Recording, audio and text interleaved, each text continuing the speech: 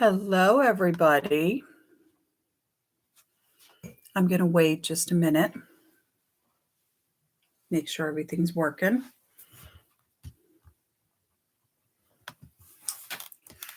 If anybody can hear me, if anybody's out there, it looks like there's 3 people watching. Let me know how I sound. I am just getting my voice back from COVID. So, yeah, I'm still a little funky, but I'm feeling better. It's definitely been a rough week. COVID's no joke. It really is no joke. Hi, Olivia.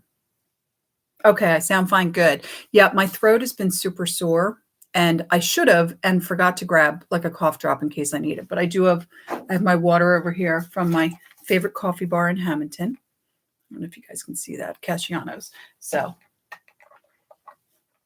I do have that if I need to wet my whistle. So we have like a minute.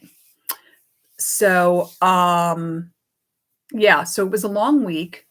Interestingly, though, once I started taking some of the COVID medication, I felt well enough to, wow, I'm sorry, Olivia, I'm so sorry to hear that. Olivia is commenting that she almost lost her husband to COVID. I'm so sorry. I luckily had very mild symptoms. In fact, when I went to the urgent care, they initially diagnosed me with bronchitis, which I'm still not sure if I actually have bronchitis and COVID or if it was just one. But I was down for the count most of Monday and all of Sunday, which is, again, I apologize, which is why I never did the live feed. I kept trying to like get myself psyched into it. And finally, I actually fell asleep during the time I was supposed to be doing the live feed. And then I just went online and apologized to you guys when I woke up because I was so sick. I did start to feel better pretty much as soon as I started taking the antiviral and as soon as I started taking they gave me a steroid for the bronchitis and an inhaler and cough syrup. Like I was on like 4 medications. So by Tuesday, I was actually starting to feel better and I didn't have to go back to work till Thursday. So it gave me time to really work on a lot of these patterns. So that was like the good side of it. But yeah. So without further ado, I'm going to start with some patterns I'm keeping, but the first thing I want to show you is the fabric that I did not show you guys last time. I'm glad he's fine now too. Yeah. Yeah. Wow. That's crazy. Yeah. Like I said, I had a really mild case, so I feel really blessed that I had a mild case because having cancer twice, I'm considered immunosuppressed forever, basically. So I was pretty happy that I had a mild case. So I did want to show you guys this. We had talked about it. This is the flower, the feed sack flower or feed sack pattern fabric that I'd found. You can kind of see the outline of the chicken there. And then there was a second piece that shows the chicken much better. And I have to say, now I washed this. I'm sure it's been washed before. See, there's the chicken's head. There he is, which is why I think it's chicken feed. It was chicken feed. This stuff, I understand why women really prize this for making dresses and stuff. Aside from the fact that it was free fabric and all of that, this, after I washed it, I'm sure it's been washed before, is so soft. I'm going to figure out how to make this into like a decorative dish towel, but it is seriously like nice material. Like for something like a dish towel, especially, it's just really, really nice material. So I'll be keeping that. So let's talk about the other stuff I'm keeping. So I decided to keep this pattern because I love giant shorts. Yes, I do. And this pattern is actually, I will show you the line drawings. This pattern is actually the shorts and the shirt. And I thought the shirt was a very cool kind of basic shirt, right? Like you need like a summer shirt. It's not too fitted. It'd probably be perfect in really hot weather. I'm going to make the shirt, you know. These patterns, unfortunately, I don't know what it is about the packaging for the See and Sew, but they're really holding on to that musty basement smell. So, yeah.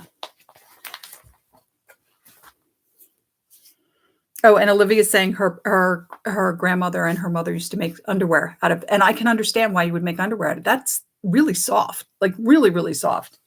So, okay, so let's talk about this little wounded bird.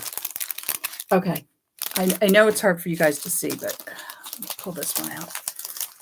A lot of these are in plastic, and you'll see why, because they're a bit fragile, but this one's not too bad. So this one here, I don't know if you guys can really see that pocket detail. This is missing some pieces, so I can't sell it, which is a shame, because that is the coolest pocket. That pocket, see this line? It's so hard to do this. See this line here?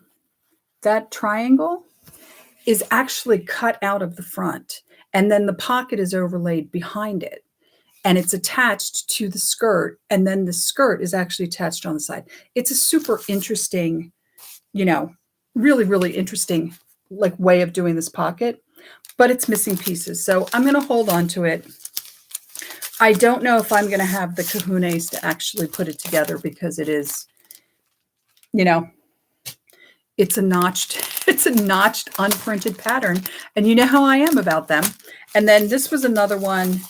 This pattern was cut. It's in good shape. All the pieces here. I just really liked it, and it happens to be a 42, which is my size. So I'm going to keep it because I just thought it was a really nice, simple kind of house dress. And, this is Marion Martin, or I think this might be Ann Adams. Is it Ann Adams? Hold on. Let's look, because this lovely lady, not only did she save all of her patterns, she saved, it doesn't say.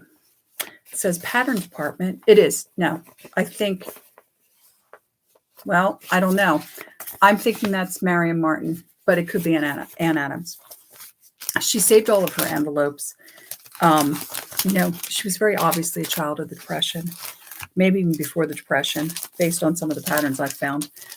So she saved everything, but she really did take very good care of her patterns. So even the patterns I'm finding that are cut, she really took good care of them. Like that one's actually pinked.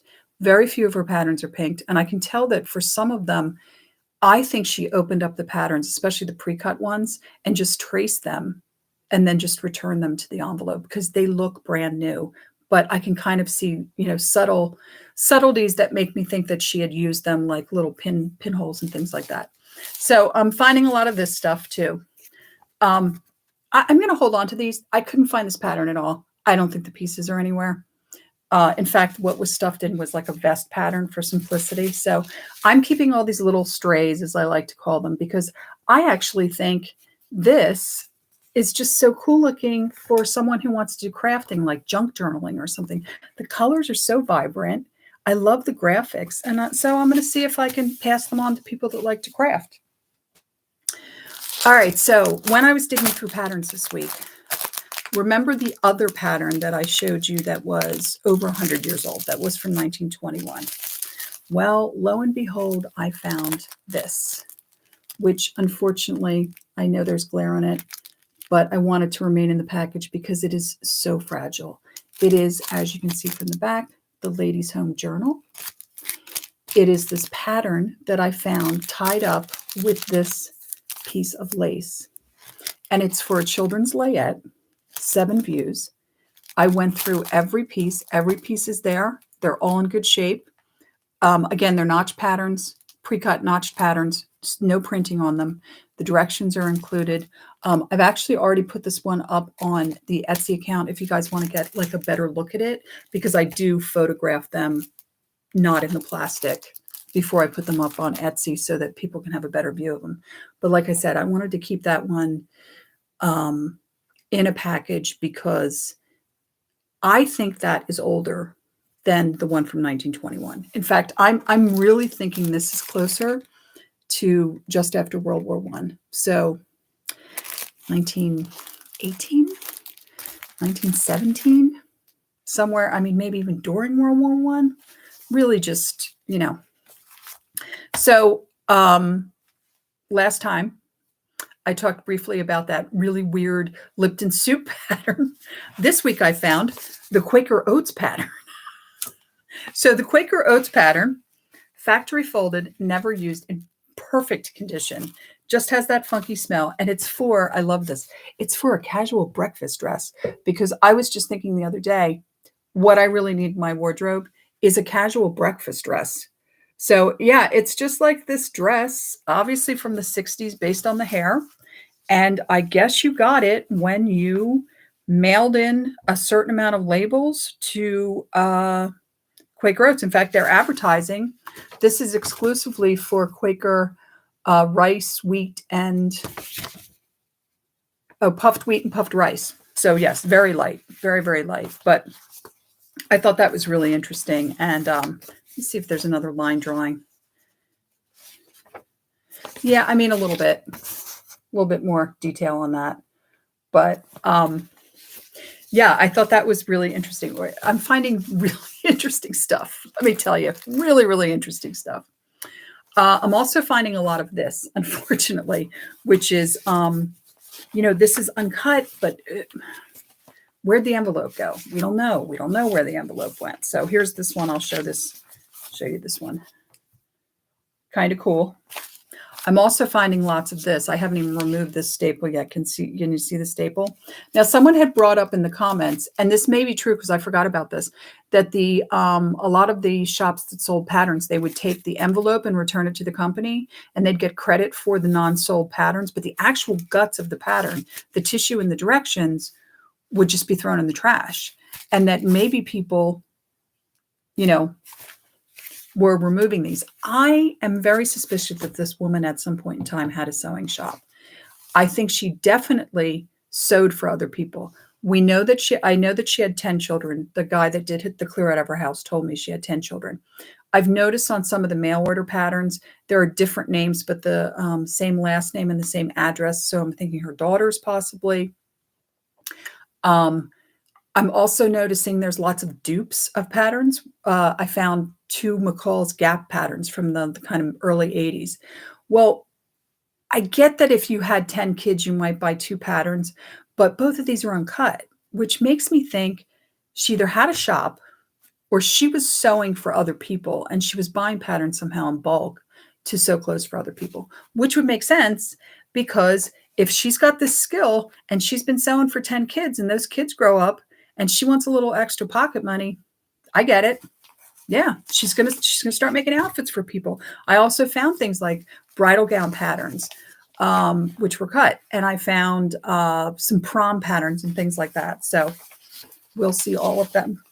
At this point in time, what I'm doing is I'm doing a really simple segregation, which is I'm pulling out anything that's cut and putting aside, unless it's something that I feel moving it again and putting it in with other stuff is going to damage it further. We're going to talk about that in a minute because I have some of those over here. So here's a couple more of these. So there's some more line drawings. This is another one that we don't have an envelope. What I'll probably do is sell these off, kind of not as so much as Wounded Birds, but similar to the Wounded Birds. For any of you who've ever looked at my Etsy page, you'll notice that I have patterns that I list as Wounded Birds. They're patterns that I feel are good patterns and still have a lot of life in them. They just are missing a piece. And very often it's a piece that's easy to duplicate. Like I just, I have one over here that I just put up that it's a front facing piece. You could actually take the front and just draft out a front facing piece.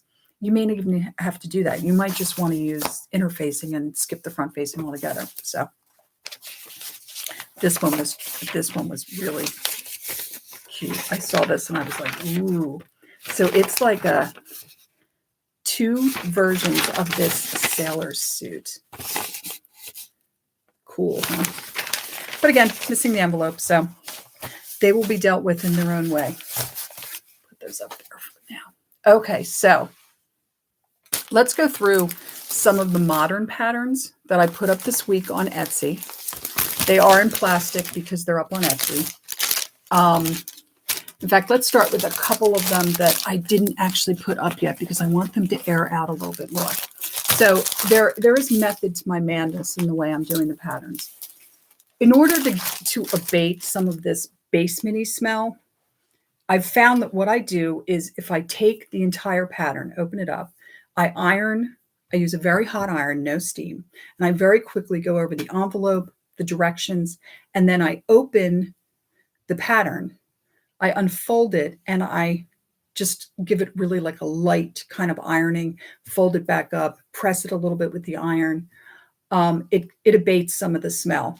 And I've also noticed that if it's like today was a fairly sunny day earlier, if it's still warm and I put it outside, like I just have been using extra cardboard boxes, and it really gets in the air and cools down in the air and then sits in the sun a little bit, the smell goes away. Adding to this problem, unfortunately, is that I have no sense of smell from the COVID. So I've been really reluctant about putting too much online. I basically have only put up stuff that I was working on pre-COVID that I knew the smell had started to dissipate a little bit, because I hate to have someone buy a pattern from me and then leave a comment like, I got this pattern and it smells horrible, I can't even use it. And I get it, because if you have a mold allergy, even though none of these are actually moldy, it's just mildew, it can really offset your mold allergy. And I wouldn't want to do that to anybody. So anyway, I put up some stuff that I found that was sleepwear. This is interesting because see that? It was a complimentary pattern. It was valued at $4. So I put it up on Etsy for $4 because, there you go.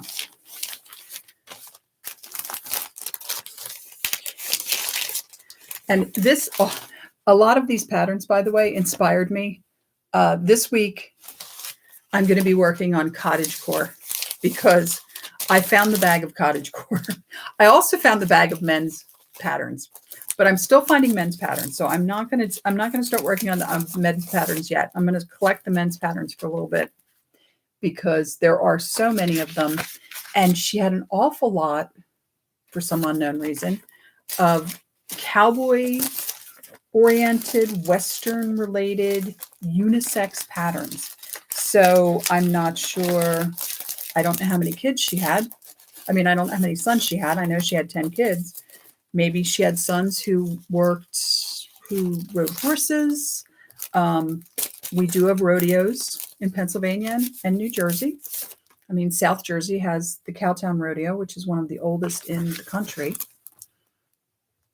And so maybe they were involved in the rodeo circuit. Maybe they raised horses. I don't know. But she's got a lot. And it ranges from the unisex stuff to the full-on women's Western wear with the giant skirts and the yoked shirts and all that. So that's going to be an interesting. I think what I'm going to do is I'm going to start grouping stuff for you guys, and we'll go through patterns as I get into the groupings of kind of where they are. So far I have segregated out the boys' patterns. I've segregated out the unisex and Western patterns. And I'm going to be working this week on cottagecore because there was lots of cottagecore, lots and lots of cottagecore. This is just one. This was this weird pattern that was just didn't seem to match any of the patterns in the bag. I pulled it out of the bag. It was the only one from Vogue. This very easy. So I put it up online. It's up if you're interested. All right. So while I was doing going through all the bags, I'm down to 9 bags now. So I'm getting there. It's slow. It's really, really slow. It does seem like there's some style to the bags, that she had some order, so that when we were emptying these cabinets to move all this, I think we were pulling her organization, the kind of the compartments she had them organized into. I think we were pulling them out. So that's why I found all the men's stuff and all the cowboy stuff. I also found tons of lingerie, just bathing suits and lingerie. And they were right in with all of these pajamas and stuff like that. So I think she might have segregated that out a little bit. Again, sorry, these are online, which is why they're in plastic. If you want to like a better look at them, again, I take the pictures of them without the plastic, but I want to get them into the bags so I can put them outside and they can sit in the air and really, yeah. And then this one, very 60s. All right. So immediately after I found pajamas and lingerie, I found the bathing suit section. So, which is amazing to me. I have to be honest, I'm not sure that I would make a bathing suit, but hey, look, Ole Cassini. Who remembers Ole Cassini? And this one comes with the Perero, comes with the wrap that goes with it. So there, fancy.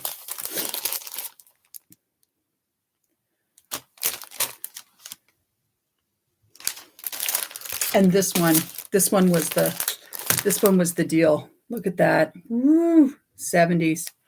1970 exactly, actually. And it is the two cover-ups, the muumuu and the bathing suits, the bikini and I guess that's an early tankini there, and then the short cover-up. So that one will sell very quickly. For the ones that I think are going to sell quickly, I do put a note in the description on Etsy that they were kept in a basement and they have a slightly musty smell because, again, I kind of want to make sure that people aren't getting sick because they're buying patterns from me. So this whole crop that I'm going to show you, all of which is on Etsy, by the way. Some of them are wounded birds. Some of them were in perfect condition other than being old. The envelopes had some bug activity, things like that. But you could tell that she had bought this pattern, never used it, never been unfolded. So it was a great find. So this one here is so freaking cute, right? It is an Ann Adams, and I could tell that it was used. I have been finding, unfortunately, that she left a lot of straight pins in her patterns. So I'm very gingerly pulling them out, but they're leaving rust stains. So this had some rust stains. The problem with this one, which I'm selling as a wounded bird, was this actual directions is just about falling apart. It's so fragile. One of the things I'm finding when I'm working with the iron, and the reason I move really quickly, even, at the high heat, is because these instructions, the actual instructions, are the thing that is the most fragile. I've had no problem really with the tissue. Most of the tissue is fine. Some of it already has rips in it. I found a couple of pieces of tissue that the bugs had really gotten to the edges because they like stuff like that. But yeah. Oh, look at this. I mean, how cute is that, right? So cute. So this was also in kind of the section with all the pajama stuff. Keep in mind, this is not everything that I pulled out of the most recent bag. It's just the stuff that I kind of grouped together, This is missing the outer envelope. That is not mold. I thought it was at first. I thought I was going to have to throw this pattern away. That's not mold. I don't know what it is, but it's not oily. It doesn't smell like mold. I don't know what it is, but it kind of damaged this. Again, see the paper is ripping, but the pattern itself, unused. She never used the pattern. This is either a Marion Martin or an Ann Adams also. I just don't know which because she didn't save the original envelope, and the original mail order envelopes is usually what tells you who the maker was. And then I found a lot of stuff like this. This, only the blouse had ever been made. So none of this had been made. Isn't it cute? Look at it. The jumper had never been made. So the jumper's still completely folded in there. And only the blouse had been made. And then we have stuff like this. Now this was odd to me. This, she only made the bodice, and I'm not really sure why. My thought was that she wanted the bodice from this on a different skirt, and so she just cut out the bodice piece, and that's why it was done. Let me see if... So the entire skirt pieces still folded. There's some nice line drawings on that. These older patterns have the most gorgeous illustrations, don't they? They have the nicest line drawings. And then I also found in this little bit of... Now, all of these were patterns that I pulled out thinking that they were cut. And I grabbed them right away, trying to keep them from getting worse. But it turned out they weren't all cut. And like this one, never cut, maternity wear, which of course she would have maternity wear. She had 10 children. So I'm assuming I'm going to find a lot more maternity at some point in time. But this was the start of the maternity. See, still folded, never cut. Let me see if I can get that. Oh, you know what? This one didn't have I think this one didn't really have a second good. I mean, there's kind of the line drawings there, but there's not much. It's just, it's kind of the same as the illustration. But I'm so excited about this. I have to be honest, I'm not sure that I would be a person who, if I was already pregnant, would also spend the time to sew my own maternity clothes. I don't think I'd have the energy. But yeah, she had 10 kids. So, and I just love this one. This one, only the blouse was made. And it was this blouse. She did the sleeveless one. So all the rest of this, again, you can see, still folded. Let's see if there we go, a little bit more of a line drawing there. So also within this crop was some much older patterns. All of these, I believe, are used, but the majority of them were so well cared for that I'm not even 100%, because most of them are notched and most of them are pre-cut. So they're unprinted. They're in really good shape. So I've just gone through and I've just pulled them out. Like this one is so pretty. It's a wounded bird. It is missing the belt, not a big deal. And it's missing a front facing, but the scalloped portion is there. So the scalloped portion for the collar is there. So you can just make the front facing out of the same scallop portion. This, I was so sad. This one is also a wounded bird. So awesome, isn't it? Can you see the bugs though? Look, oh, they tore it apart. This is unfortunately missing. See these pull down, these tabs, the collar and the cuffs? That piece is missing on the collar, the interior piece. So that kind of sucked, but this one, not sure she ever used it. It really looks brand new. And there's the line drawing on that one. I couldn't find a pinhole in this one. I couldn't find anything. There were no pins left in it. There was no rust on it. Nothing. Minimal damage to the envelope, like really minimal. This thing. What a country girl look. This was another one. I'm not sure if she ever used it because it's pre-cut and it's notched. I can't tell. So I just put these up as cut and counted on the Etsy page because I don't want to accidentally lie. This one. Oh, look at that neckline. Isn't it gorgeous? Same thing with this one. No idea if she actually used it. It's in great shape. I can't find any real issues with it. Some of these, they may or may not have some tearing, but the tearing may just be from age because they've been sitting in here for so long. So, or bugs, again. This one, yeah, this one never used. Still factory folded, never used. Again, if you want to see a better visual of these, better pictures of these, just go in. I'll put the Etsy link down below and you can see it. Oh, this one. Okay. Yeah. This one made me almost jump up and down and scream when I found it. Okay, so it's never been used. And you see this?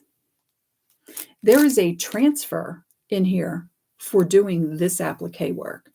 And I may have actually let out a scream when I opened this up and found the transfer laying in the middle.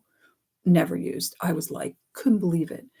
How cool is this pattern? I mean, really, look at that. Then here's the line drawing, gives it a little bit more detail. But when you find something like that, it just makes my day when I find something like that. This one I just absolutely adore. This is interesting. This was another one where she made that jacket, but she didn't do any of the rest of the dress. So it's partially cut. So I just have it online as partially cut. She made the long sleeve jacket, but she took such great care of the pieces. I mean, they were so unbelievable. They're in such good shape. So, okay, that was quicker than I thought. So I'm just going to grab a couple more just to show you, because these are some of the Western things I was talking about. This isn't all of it, but it's like it's this kind of stuff, right? Western classics. And a 2-hour Western shirt. And these are all the like strange unisex ones she has. Another Western classic. And I guess this is a Western classic also. And then here's one by McCall's. Oh, and see this here? This is not rust. This is bug poop. I know it's kind of gross. I mean, it's bug poop. The bug has been dead probably for 30 years, but it's still bug poop. So that's never fun. But some of the patterns did have some rust on them, but not actually, surprisingly, not very many at all, considering the amount of, rust in the bottom. The bottoms of the cabinets had started to rust out from sitting in a basement. And I'm trying not to use them as much as possible. I'm trying to use the upper 3 cabinets. But with that said, I'm just plugging along. I am finding, oh, here's a Vogue. I got to deal with this Vogue. She didn't do a lot of Vogue, but I found a couple. Like here's just a basic, nice Vogue skirt pattern that it's been cut, but it's in really good shape. She took really good care of it. So I'm going to have to deal with that. She did do something strange on a couple of patterns that I have to kind of deal with. She altered the pattern by adding a piece of newspaper and sewing it to the tissue, which is so odd, but it's not the first time I've seen this. So the pattern's still usable. You just need to measure it out and cut it down to the size you need it to be if that alteration that she did is not the right alteration. But it's really fascinating to watch what her progression with patterns. As we get further into the 80s and the very early 90s, because everything stops about mid-90s. I haven't seen much past 1995. Everything becomes less children's clothing, more women's clothing, less men's clothing, all of it. She just stops. And it seems like she's buying more for herself. And she really got into See and Sew.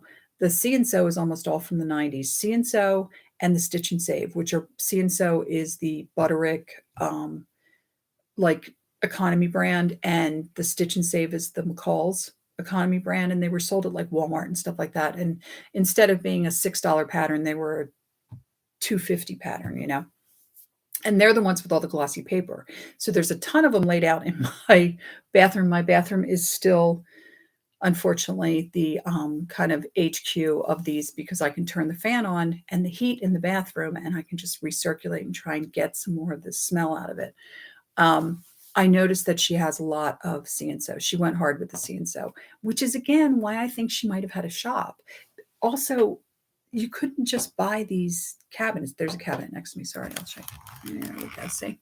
You couldn't just buy these. You had to buy them from the company. These are by Simplicity, right? You had to buy them from the company. The reason they're significant, the reason when I saw this guy was selling these that I went crazy and had to have them, is they have welded into them the spacers that fit Butterick, Simplicity, Vogue, basically everybody but McCall's in there. They fit Advanced, they fit all of them. McCall's, for some unknown reason, has to make their pattern. Well, let's see. All right, so here's McCall's pattern. And then if I lay the Simplicity pattern over the McCall's pattern, you can see that the McCall's is like, what? Is that even a ½ inch? Come on, McCall's. Why you got to do that to me, Oh, Olivia, you have 3 of these cabinets? You are a very lucky woman. And you probably don't even sell patterns on Etsy. Yeah, I mean, I desperately needed these because I needed to kind of bring this room that we're in, like, back to being an actual room. Not that it really is, because I still have all of these plastic containers behind me where I put all cut patterns. And now I'm going to add probably God knows how many more cut patterns to all of the cut patterns I already have that I didn't go through. Oh, you bought them from oh, really? Wow. Yeah, I'm going to have to start looking for McCall's one, because that's the only way I'm going to get one that fits all these McCall's I have, is if I wait for like Joann's or Walmart or somebody to get rid of their McCall's pattern filing case, and then I can pick one up for all my McCall's patterns, because I am apparently officially the Baroness of patterns at this point in time, because like I was saying, I've been through like 2 bags now, and I'm up to something crazy like 600 patterns from those 2 bags, because as I get them, I check them in, and it's crazy. If there's 300 patterns about in a bag and I have 12 bags, let's do the math on that one, right? I'm officially the Baroness of patterns. So yeah, I'm going to need to figure out a way to organize all this stuff. And I have to say, I'm loving having these, because now I just pull the number, whoever, you know, whatever it is, I just go in, pull the number. It's right there. It's so easy to get to. But I wish I had it for McCall's. I'm unfortunately for McCall's still using an old mid-century modern dresser that I got uh, at Goodwill of all places that fits the McCall's perfectly. So, but it would be nice to have a McCall. So yeah, I'm going to put that on the list, Olivia. I'm definitely going to put the McCall's filing cabinet on the list. So until next week. So next week we're going to be doing cottagecore next week. There's a lot of cottagecore. Let me see if I can just grab some that's close by. All right, here we go. Here's one sitting right here that I'm letting air out. So it's going to be like this kind of stuff, right? Yeah. This is my most, I don't get it. I feel like this is too young, so it's not my thing, but it sells so well for me. So that's why I'm concentrating on cottagecore, and I'm going to keep collecting the boy stuff and putting all the boy stuff together. And I'll do an episode where I show you all the men's patterns, because some of them are hysterical. Like some of them I'm just like, did you want your husband to divorce you by making him this particular leisure suit? And I did find the McCall's leisure suit pattern, and it is fabulous. It's just so 70s. Oh, it's so fabulous. But it is also the funniest thing. Like I look at it and I think, what were we thinking? I mean, I was a kid, so it wasn't really up to me, but what were we thinking? Like they're so ugly. But, I remember my dad had them, my stepdad had them, teachers wearing them. They were, and they were all double knit polyester, which must have been like wearing a parka inside, because polyester is so hot, Anyway, until the next little episode of this, I hope you're all doing well. Please stay well. Trust me on this one. And until next time, like, subscribe, comment, let me know which ones you thought were great, which ones you thought were hysterical. Did your mom ever make you any of these patterns? Let me know. I'd love to hear about it. Olivia, I hope your husband's doing better. I'm so sorry to hear that he was so sick, but I'm glad he came through, and I hope he's doing well. And until next time, I'm going to just sign off as the Pattern Baroness. Have a great evening, guys. Bye.